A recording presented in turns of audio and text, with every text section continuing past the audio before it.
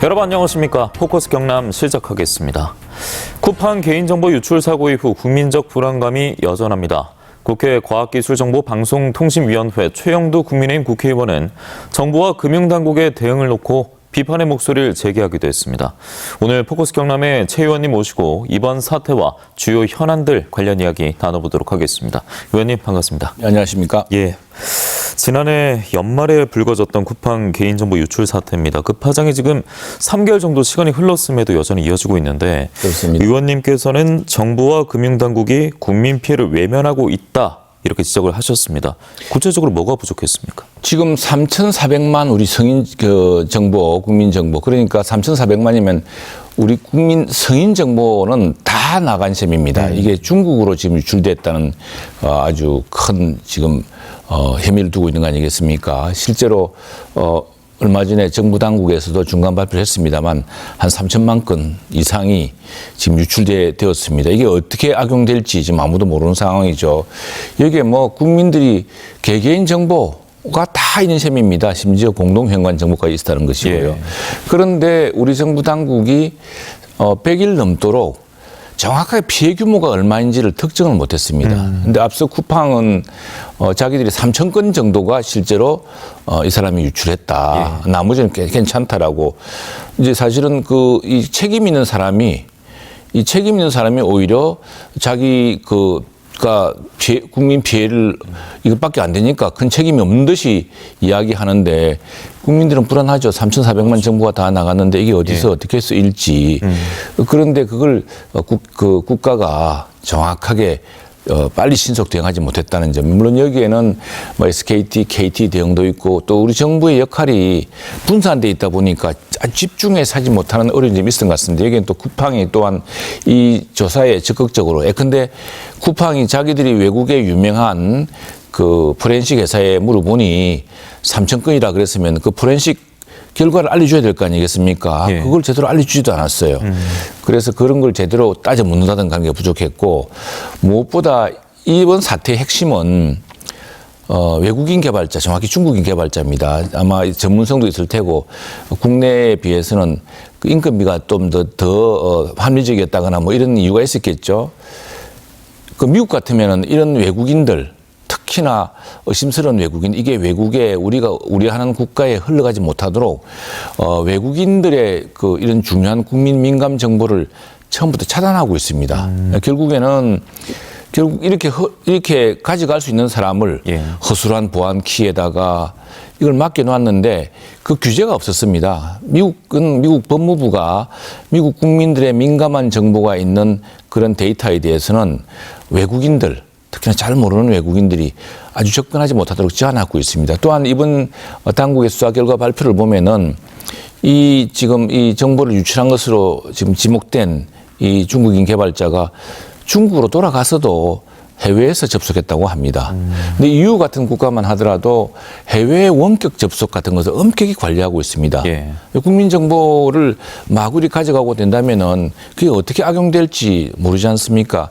그런 점에서 정부가 처음부터 이런 방벽을 쌓는데 소홀히 했다.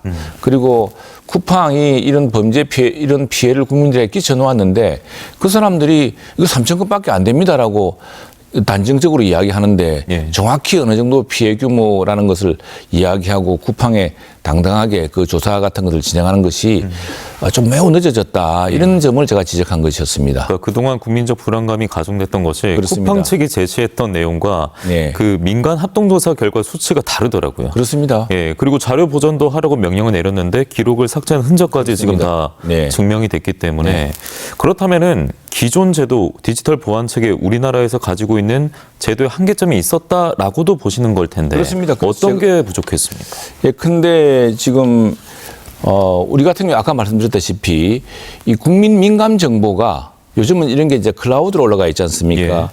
이 국민 민감 정보가 유출되기가 쉽습니다. 그래서 그게 관리 책임자가 굉장히 엄격해야 되고요. 관리 책임 엄격해야 되고 또 잘 모르는 외국에서 막 접속해서 국민 정보를 빼내가는 것은 차단할 수 있어야 되는데 그런 조치가 없었다는 거 하나하고 다음에 우리 기업에도 보면은 기업이 이걸 투자로 인식하지 않고 이게 비용으로 인식하니까 당장에 근데 지금 이 투자 비용이 굉장히 많이 들거든요. 이런 보안 시스템 갖추려고 그러면은. 그런데 지금 흑자 경영자들은 자기들이 흑자를 기록을 이제 내셔야 되지 않겠습니까? 근데 쿠팡도 그런 경우죠. 그런 엄밀한 보안 관리 이런 시스템을 개발하는 사람들을 엄격히 제한하고 그 시스템 책임자가 심지어 퇴직한 뒤에도 막 가져갔다는 거거든요. 우리 미국 영화 보면은 퇴직하면은 그 회사 출입도 사실 안 되는데 도대체 어떻게 퇴직한 사람이 보안 키를 가지고 접속해서 계속하고 가는 그런 사태가 있었던 건데 이것이 여기에 대한 정부의 규제가 아주 없었던 셈입니다. 그래서 여기에 대한 정부의 책임 문제, 그다음에 기업으로 하여금 이것이 투자가 되게끔 이 비용이 아니라 이렇게 잘하면 이것이 투자라고 보는 또 투자로 인정해주는 그런 인센티브 제도를 마련해 주겠고요. 예. 또 기업 역시도 이제 이런 이제 상시적인 환경이 되었습니다. 이런 해커라든가 이런 내부 침탈이라든가 이런 문제에 대해서 상시적으로 대응할 수 있는 어떤 화이트 해커 시스템을 가동해 본다든가 하는 그런 방비 시스템을 갖춰야겠다. 국가가 해야 될 일, 또 기업이 스스로 할 수 있도록 인센티브 시스템을 주는 거, 또 상시적인 보안 대비 시스템 이런 것들을 갖춘 국민 안보 보안 패키지 4개 법안을 저희들 당론으로 발의를 해놓은 상태입니다. 예. 자, 분위기를 한번 바꿔볼까요? 최근 미국 라스베이거스에서 열린 CES 2016 세계 가전 박람회에 다녀오셨는데 제가 검색해 찾아보니까 블로그에 그 공식 초청장 올리셨던데 거기에 이제 영문으로 VIP 게스트라고 적혀 있더라고요. 예. 제가 잘 몰라서 그런데 어떻게 이렇게 초청을 받으신 거예요? 저도 뜻밖이었습니다. 그런데 CES에는 한국이 굉장히 큰 참가 국가이기 때문에 그 CES 조직위원회가 그 CTA라고 있습니다. 예. 컨슈머 테크놀로지 어소시에이션이라는 그 조직에서 해마다 한국을 방문을 합니다. 그래서 큰 삼성 이런 데도 가기도 하고 국회도 방문을 했습니다. 예. 그 국회에 와서 국회의장도 만나고 그리고 주요 상임위원장 저도 만나고 했는데 이번에 이제 CES 주제가 피지컬 AI였지 않았습니까? 예. 그래서 제가 이제 우리나라 피지컬 AI 예산 그리고 우리 지역에서 특히 지금 K 제조업의 날개를 달기 위한 피지컬 AI의 파운데이션 모델에 대한 이야기를 했더니 굉장히 흥미로웠던 모양입니다. 그래서 기대를 하지 않았는데 전혀 좀 몰랐는데 9월 달에 여름에 다녀갔는데 9월 달에 게스트로 와서 패널 토론을 해줄 수 있느냐. 그러니까 CTA에서 해마다 혁신 국가를 선정을 합니다. 예. 한 20여 개국 되는데 당연히 대한민국도 포함이 되죠. 그러니까 혁신 국가로 선정된 나라, 이른바 이노베이션 챔피언 칸츄리 중에 3개국을 불렀습니다. 저희 대한민국하고 그다음에 아일랜드 역시 유럽의 저 강국 아니겠습니까? 디지털 강국. 그다음에 이제 캐나다. 그래서 그 나라의 대사 또 장관. 그리고 저는 뜻밖의 국회 과학기술정보방송통신위원회 지금 간사이자 과학기술 소위원장이라고 저를 불렀었는데 그것뿐 아니라 AI 기본법을 우리가 세계에서 2번째로 만들었습니다. 맞습니다. 그 AI 기본법에 대해서 물어보고 피지컬 AI가 어떻게 작동할 것이냐 이 2가지 주제로 이제 그리고 한국은 어떻게 혁신 국가가 되었나 그런 것들을 물어보는 한 40분간의 토론회였는데 예.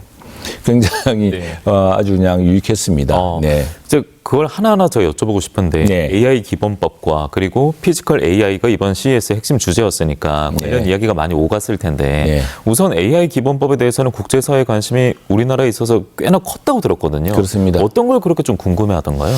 왜냐하면 AI 기본법에 대해서는 이 결국 지능과 규제인데요. 고위험 AI, 고영양 AI라는 게 있습니다. 이제 AI가 우리 인간의 통제를 벗어나서 나중에 인간이 의도하지 않았던 것을 하게 되면 어떡할 것이냐. 이런 걱정들이 우리 시민사회도 많았고. 우려를 많이 했죠. 예, 많습니다. 그래서 유럽이 이제 그런 문제를 고영양 AI, 이른바 고위험 AI에 대한 그걸 어떻게 할 것인가. 유럽의 경우는 그런 데 대해서 이걸 어떻게 해서 어떻게 관리할 것인가가 이제 AI 기본법의 큰 골자였다고 한다면은 미국은 그런 법이 없습니다. 없는데 미국은 AI 지능에 오히려 방심을 두고 있습니다. 근데 우리 같은 경우도 AI 3대 강국이 되겠다고 국가 목표를 지난 정부 때부터 설정하고 그렇게 하려면은 AI 강국이 되기 위해서는 정부가 정책이든 예산이든 무슨 근거가 있어야 그걸 지원해 줄 수 있을 텐데 또는 가이드라인을 줄 수 있을 텐데 그 근거법이 없으니까 무엇을 가지고 할지 알 수가 없었습니다. 그래서 AI 지능을 위한 기본법을 이제 만들려고 했는데 당연히 우리도 외국처럼 그렇게 막 AI를 키울 일이냐. 나중에 이 고영양 AI가 인간의 말도 듣지 않고 또는 지금 제일 대표적인 게 왜 뭐 할루시네이션도 있지만은 그 페이크 화상을 화면을 만들어 영상을 만들어서 실제로 있지도 않은 일을 진짜 있는 것처럼 만드는 것도 당장 문제가 되고 있는데 딥페이크 문제도 딥페이크 문제 이런 문제를 규제해야 되는 거 아니냐 뭐 그거 이제 이 양론이 팽팽했는데 그 당시에 제가 이제 국회 우리 이쪽 그 소위위원장으로서 우리가 진행도 해야 되고 또 그런 걱정도 미리 이렇게 제어를 해야겠는데 저는 이런 예를 들었습니다. 자동차 산업의 비유를 해보면은 엔진과 브레이크가 각각 성장했습니다. 그러면서 자동차 산업이 발전한 거거든요. 예. 근데 19세기 말인가 20세기 초에 영국에서 막 자동차가 나왔을 때 사람들이 과도한 걱정 또는 새로운 일자리의 변화 때문에 자동차는 마차보다는 빨리 달려서는 안 된다는 그런 엉뚱한 법을 만든 적이 있습니다. 그게 적기법이라고 레드 플래그 액트라는 것이었는데 잘못하다가는 이게 진행이 아니라 규제에 너무 강조를 하다 보면은 산업 발전을 가로막는 게 되지 않겠나. 그래서 진흥과 규제, 우려 사항과 또 우리가 키워야 될 것들을 균형을 맞추면서 법안을 만드는 게 핵심 프레임워크였고요. 이게 기본법입니다. 이게 기본 구조를 만든 것인데 지금 그러다 보니까 오히려 진행이 아니라 뭐 워터마크라든가 이런 표시 때문에 오히려 산업이 괜히 발전하는데 지장이 된다는 또 그런 걱정도 있습니다. 예. 그래서 계속 그 균형을 맞춰가면서 한편에서는 우리가 AI 없이는 이제 문명을 더 이상 진전시키기 어려운 기술도 더 이상 발전시키기 어려운 단계에 왔기 때문에 AI를 진행시켜야 한다는 국가적 산업적 목표는 분명합니다. 그러나 또 고영향 AI의 위험성에 대한 걱정을 사전에 들어주기 위한 노력도 함께 해야 되는데 이 법이 한 번 정해졌다고 되는 것이 아니라 시행령이라든가 또 법 일부 조항을 통해서 부단히 균형을 잡아가는 역할을 해야겠다는 것이었고 제가 그런 비유를 했습니다. 자동차 산업의 발전사를 보면은 엔진과 브레이크가 동시에 발전했다. 예. 그러니까 브레이크가 없으면은 그 과속하기 힘듭니다. 그런데 브레이크만 잡고 있으면은 자동차가 빨리 달릴 수가 없지 않습니까? 그렇죠. 예. 그래서 자동차가 빨리 달리려면은 빨리 브레이크를 잡을 수 있는 이런 양 기술이 동시에 나란히 발전해야 되니까 그 진흥과 규제라는 것을 함께 우리가 균형을 잡아가면서 예. 하려고 했고 그런 어떤 기초 구조로 이 법을 세계에서 두 번째로 만들었다라고 소개를 했습니다. 예. 물론 전인 미답의 길입니다만 그 시대적 흐름을 거스를 수는 없을 것 같고 그렇습니다. 그 가운데 이제 나타날 수 우려는 뭐 정부와 그리고 뭐 의원님, 관계자분들이 균형을 잘 잡아주셔야 될 것 같은데 피지컬 AI 말씀하셨습니다만 이게 뭐 대한민국 혼자서 뭐 단일 국가가 완벽하게 완성해낼 수는 없는 것 같습니다. 그래서 그렇습니다. 국가 간의 협력도 중요할 것 같거든요. 관련 그렇습니다. 이야기도 좀 많이 나누셨습니까? 그래서 제가 그 CES에서 피지컬 AI 이야기가 나와서 제가 이번에 CES에 참여한 목적은 미국의 빅테크들하고 이 문제를 좀 이야기하고 싶다. 예. 미국은 LLM이죠. LLM, 라지 랭귀지 모델입니다. 그건 뭐냐니까 아무래도 미국은 영어 문화의 중심이니까요. 영어로 된 수많은 정보, 그림, 영상을 가지고서 이제 뭐 새로운 창작도 하고 그림도 그리고 또 물어보면 척척 박사처럼 아주 장문에 글도 써주고 뭐 그런 정도로 발전했습니다. 예. 이제 그런데 지금 피지컬 AI라는 것은 말 그대로 AI가 몸을 넣었다. 이번 주제의 말처럼 몸을 넣었다는 것이고 어떤 물리적 세계, 현실 세계에서 AI가 실제로 작동할 수 있는 건데, 근데 자율주행도 있겠고요. 예. 그다음에 휴머노이드 로봇이 있겠고, 우리 창원이나 경남, 마산의 입장에서는 가장 중요한 것은 K 제조업을 이제 정말 K 제조업의 AI 날개를 다는 K 제조업의 초정밀화, 초격차를 만들어내는 이 세 가지가 될 텐데 예. 한미 간의 협력이 가능한 까닭은요. LLM은 사실은 굉장히 앞서가 있습니다. 저희들도 사브린 AI라는 것을 만들어야 되고 우리 가치관에 맞는 그걸 만들어야겠습니다만 LLM에서는 사실은 우리가 세계적 모델을 주도하기는 어렵습니다. 언어 규모도 다르고 또 이미 뭐 진척된 속도가 너무 다르니까요. 그러나 피지컬 AI 젠센 황이 지난해 CES에서 처음 피지컬 AI의 중요성을 강조를 했는데 예. 그 뒤로 급격하게 지금 마치 그 고생대 캄브리아계처럼 지금 피지컬 AI가 폭발하고 있거든요. 네. 근데 그 시기에는 대한민국이 강점이 있다. 왜? 데이터가 여기 있기 때문에 그렇습니다. 그러니까 LLM이 발전하기 위해서도 수많은 영어 데이터, 영어 문서, 영어 문헌, 영어 그림 또는 뭐 이런 걸로 해서 이제 그 데이터를 가지고 공부해가지고 그렇게 척척박사처럼 이야기하고 또 스스로 창작도 해내고 하거든요. 그런데 지금 실제로 자동차가 달리고 휴머노이드 로봇이 움직이고 또 그 정확하게 정밀 자동 작업 과정에서 제어를 하려고 한다면은 그럼 그 무슨 데이터로 공부하겠습니까? 그건 없는 데이터거든요. 그래서 이 AI 시대, 피지컬 AI 시대에 중요한 것은 바로 우리 창원 경남의 제조업, K 제조업에서는 매일같이 막 수십억 테라바이트씩 쏟아 나오고 있는 이런 제조 데이터를 바탕으로 그러니까 모든 기계에는 물리적 법칙이 있지 않습니까? 이제 진동이 있고 파동이 있고 또 열성이 있을 테고 그게 이제 물리학의 기본 법칙이고 물리학의 기본 법칙이 아주 초정밀 단계에 가면은 그것이 어떤 식으로 작동한다. 이게 사실은 과거에 우리 창원 같은 경우는 뭐 창원기계공고, 마산공고, 또 창신공고 이런 엔지니어들이 기능 올림픽 가서 금메달 따고 했을 때 그 능력들 그런 인간이 초정밀하게 했던 그 능력들을 이제 AI화 시키는 그런 분들의 암묵지가 이제 AI로 만들어지는 것이 이제 바로 피지컬 AI가 될 테고요. 그걸 하려면은 미국 입장에서는 미국에는 그런 공장이 없습니다. 뭐 테슬라, 옵티머스 정도밖에 없습니다. 그런데 우리 조선은 있습니까? 조선이 없으니까 우리한테 조선 좀 도와달라고 그러고 있지 않습니까? 원전이 필요하다는 건 알겠는데 원전을 지을 지금 무슨 기술이 많이 그동안 사장되어 놓으니까 한국과 함께 하자는 것이죠. 지금 뭐 여러 방면의 기계공업도 마찬가지고 그 데이터는 한국에 있습니다. 한국과 중국 두 군데 있습니다. 세계적으로 이 제조업이 풀 라인업으로 갖추진 나라가 한국과 중국밖에 없습니다. 독일하고 대만, 일본은 좀 다릅니다, 우리랑. 독일은 근데 반도체가 없죠. 일본도 아주 소부장이 강하지만 오래전에 뭐 전자산업이라든가 이런 것들이 상당히 쇠퇴했고 반도체도 그동안 한물 갔다가 지금 다시 키우려고 하고 있고요.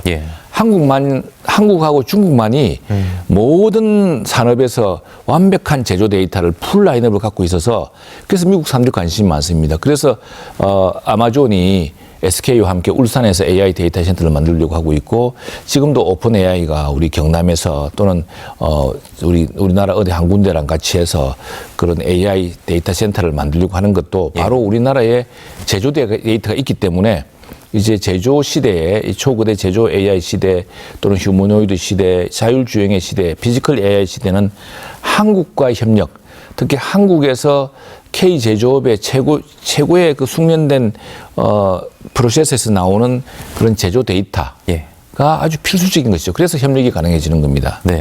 그 점을 강조했고 미국과도 지금 그런 논의들을 계속 진행하고 있습니다. 그래서 대한민국이 주목도가 상승하고 있습니다만 그 안에서도 저희가 파고들어 보면 우리가 있는 이곳 경남이 당연히 주목을 받을 수밖에 없겠습니다. 그렇습니다. 그 이재명 대통령의 타운홀 미팅도 최근에 경남에서 처음으로 펼쳐졌었는데 그때 이제 의원님 말씀에 덧붙이자면 대통령은 제조업이 밀집한 경남에 AI 기술을 적용해서 첨단 산업 생태계를 조성하겠다 이렇게 힘을 실었거든요. 그래서 경남형 피지컬 AI의 성공 가능성에 대해서는 의원님도 같은 생각이시겠습니까? 그렇습니다. 그 예산을 제가 만들었습니다. 사실은 피지컬 AI라는 것이 전임미답이었기 때문에 우리 정부, 지난 정부도 그렇고 이번 정부도 그렇고 굉장히 좀 소극적이었습니다. 아니 이게 피지컬 AI 듣고 보니까 그 산업 현장에 관한 이야기인데 그럼 산업부하고 중기부만 하면 안 되겠습니까? 그 비슷한 이름을 많이 하던데 뭐 AI 전환 AX, DX 그런 거 아닙니까? 이렇게 이야기해요. 근데 그렇지가 않다. 이것은 우리 제조업을 획기적으로 기본적으로 파운데이션 모델이라는 걸 만들어야 되는데 LLM은 미국이 파운데이션 모델을 다 만들었지만 이 제조 분야는 우리가 엄청난 데이터, 미국에 없는 데이터를 갖고 있기 때문에 그 데이터를 바탕으로 우리가 파운데이션 모델을 만들어야지만이 우리가 모든 분야에서 또 버티컬 AI라고 뭐 조선 분야, 항공 분야에 특화된 또 제조 AI를 만들 수 있기 때문에 이 기본을 해야 된다고 주장을 했고 그래서 당시에 이제 경남만 할 수가 없거든요. 왜냐하면 다 다른 지역도 그래서 경남, 전북, 광주, 대구 네 군데를 해가지고 피지컬 AI 예산을 이렇게 했는데 특히 이제 경남이 아주 그 중에 정부에서도 가장 모범적이다라고 이야기를 하고 있습니다. 왜냐하니까 6조 예산 중에 1조 예산 중에 6천억. 이 1조라는 것은 2030년까지 단계적으로 투입이 됩니다. 이 피지컬 AI 개발하는 것인데 여기에 국비 6천억에 민자가 4천억입니다. 근데 그래서 민자가 들어오는 것이죠. 왜냐하면 아까 말씀드렸듯이 빅테크도 관심이 있고 우리 국내 기업도 관심이 있고요. 그래서 6천억 사업과 이제 4천억 민자 들어와서 하는데 뭐 기재부 장관 부총도 그랬고 굉장히 사업 모델이 좋다고 이야기를 하고 있고 이 사실 피지컬 AI 모델은 경남이 우리 K 제조업의 핵심이고 모든 제조 라인업이 다 있기 때문에 사실은 경남에서의 피지컬 AI가 대한민국 피지컬 AI 성부처가 될 수밖에 없습니다. 예. 이제 경남 도민이라면 계속 미소를 지을 수 있는 그런 관련 이야기들인데 그렇습니다. 반대로 이제 저희 지역구 현안 이야기도 한번 나눠보겠습니다. 이건 좀 약간 반대 온도가 느껴지고 있는 대목인데 지역의 인구 감소 문제는 물론 여전히 이어지고 있고 저희가 있는 이 창원, 마산 지역도 마찬가지입니다. 그런데 행정구역 기준 때문에 인구 감소 지역으로 지정이 되지 않아서 각종 지원에서 제외돼 오고 있다.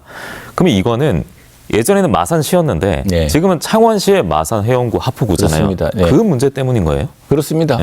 이게 사실은 그래서 이번에 우리 행정 통합이 큰 문제인데 우리 경상남도에서는 많은 분들이 자꾸 좀 신중할 수밖에 없는 것이 마창진 통합 경험이 있었거든요.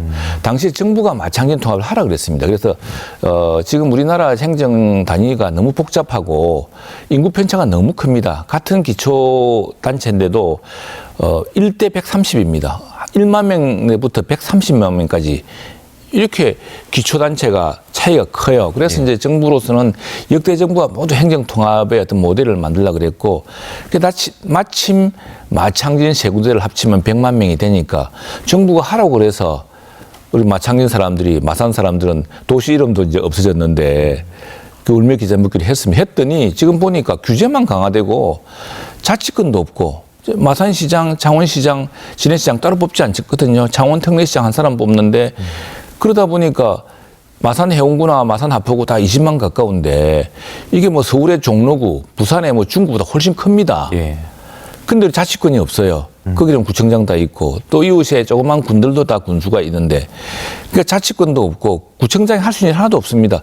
뿐 아니고 규제만 커졌습니다. 근데 개발 제한 구역 문제만 하더라도 광역시에서만 해당되는 문제인데 우리는 광역시도 아니면서 개발 제한 구역 지금 제한을 강력하게 받고 있어서 수많은 사람들이 참 불평등하다고 호소하고 있고 여기에 지금 이것처럼 실제로 마산 하포구나 이런 데 인구가 감소하고 있는데 기초자치단체가 아니다.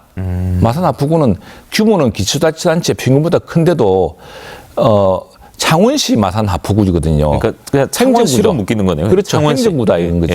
그 창원시 전체는 보면 또 약간 인구가 감소하고 있습니다만 아직까지 그렇게 인구 감소 지역이라고 할 만큼 아니니까 한 지역에서는 실질적으로 인구 감소가 일어나고 있는데 그 인구 감소 지역에 대해서 여러 특례가 있습니다. 그 대표적인 게 1, 2가구 2주택을 면제해 줍니다.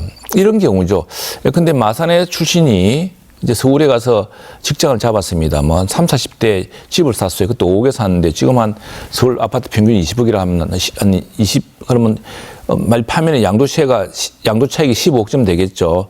그런데 만일 마산에서 부모님이 물려준 집이 하나 뭐 1억짜리, 2억짜리 하나는 집이 하나 있으면 1가구 2주택에 해당되어서 양도 차익을 엄청나게 세금을 물게 됩니다. 그게 1가구 2주택 그 제도인데 그러다 보니까 그 마산을 떠났다 하더라도 부모님 물려준 집 같은 거 옛날에 어릴 때 살던 집 같은 경우는 집값도 싸고 하기 때문에 조금 개축해서 계절적으로 온다거나 이렇게 살 수가 있거든요. 그런데 서울의 그 집값을 잡기 위한 1가구 2주택 중과세 때문에 그냥 뭐 가격 부문하고 팔아버립니다. 빈집으로 방치하거나 이런 것들이 그나마 가뜩이나 인구 감소에 시달리는 도시로 더욱 황폐하게 만드는 것이죠. 그래서 인구 감소주의 특례가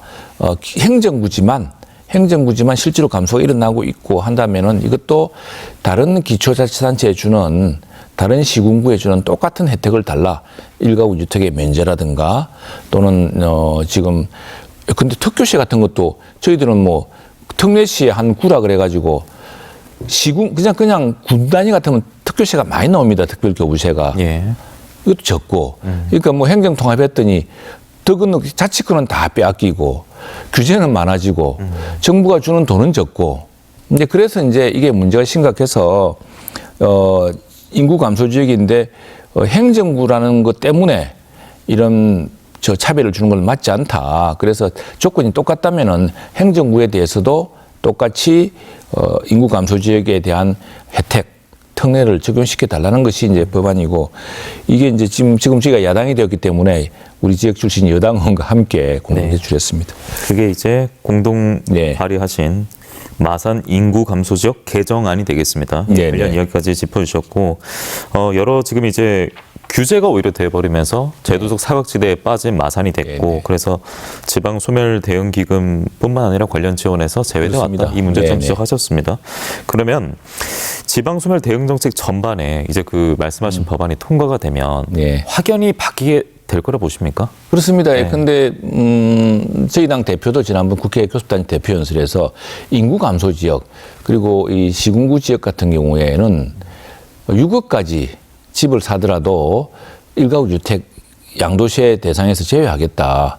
지역으로 사람이 가야 되지 않습니까? 그런데 지금은 지역에서 사람이 살 수 없도록 만드는 거예요. 그러니까 지금은 서울 살고 또는 수도권에 살더라도 겨울 되면 따뜻한 남쪽 바다 보고 싶고 이제 은퇴를 해서 자주 오고 싶은데 지금 서울에 예전에 사놓았던 집 한 채 딱 그거에다가 마산에 집 한 채 더 얻으면은 이게 서울 집값 집 팔았을 때 엄청난 세금 폭탄 맞으니까 아예 마산에 내려올 엄두를 안 내는 겁니다. 그것만 하더라도 상당히 많은 그러니까 젊을 때 추억도 있고 겨울에 따뜻하고 물가도 싸고 이렇게 하면은 지금은 거꾸로 그런 고령 인구 이제 실버 세대 정말 그 시니어 골든 세대라 그럽니까? 골든 시니어 세대가 여유 있는 세대가 과거에 살던 고향 지역으로 돌아오는 것이 새로운 인구 한류 체계인데 지금 이제 이런 것 때문에 뭐 집도 살 수 없고 또 집이 있으면 빨리 팔아버려야 되고 하는 이런 규제 때문에라도 그게 불가능하게 원천적으로 차단되어 있으니까 그걸 풀어주자 이거죠. 근데 지금 강릉 같은 경우는 이런 특례가 적용이 되어서 강릉에 집을 많이 삽니다, 사람들이. 강릉에 바다가 보이는 데에 집 사놓고 그 매덕 이하에 대해서는 이제 그 중과세가 없거든요. 마찬가지로 우리도 동해도 물론 아름답지만 따뜻한 남쪽 바다 남해도 똑같이 아름답고 한다면은 오히려 우리 도시에 와서 우리 연구가 있건 없건 또 NC 야구 보러 왔다가 이 마산 좋네 그래가지고 좀 계절적으로 여기 집 아파트 싸니까 바다가 보이는 아파트 사서 내가 자주 놀러 오겠다. 또 이렇게 하면은 그게 유동 인구의 급증이고 생활 인구가 증가하는 거거든요. 그래서 부동산 이 정책부터도 매우 중요하다 생각하고 있습니다. 알겠습니다.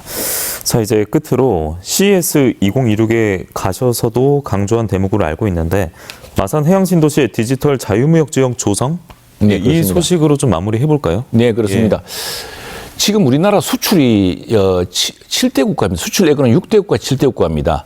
지난해 7천억 불을 수출했는데 이런 나라가 세계 6번째라고 합니다.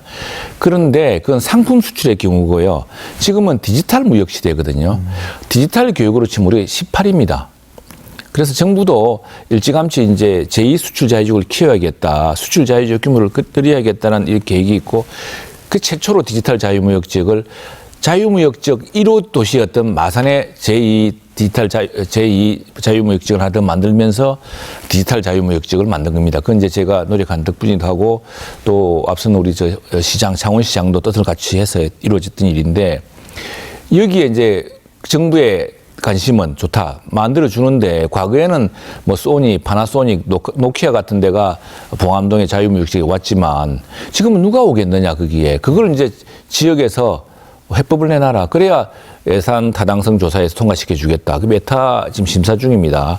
그 메타 심사 들어가는 것도 굉장히 어렵습니다. 18대 1을 통해서 되었고요. 거기에 이제 들어가는 것은 저희들이 피지컬 AI 관련된 AI 관련 디지털 기업들이 될 것이고 지금 상당히 많은 MOU가 맺어지고 있습니다. 그걸 바탕으로 이제 연내에 예산 타당성 통과가 이루어지면은 그냥 생각한 데는 판교 테크노밸리 같은 것들이 해양 신도시에 지금 한 2만 평 부지에 들어오게 되는 것인데요. 거기에 정부가 3,800억 예산을 들여서 그런 단지를 조성해 주는 겁니다. 그 디지털 혁신타운 같은 것을. 그럼 거기에 실제로 들어온 사람이 있어야죠. 들어온 사람 없는 그 빈 건물을 정부가 지어줄 수는 없지 않습니까?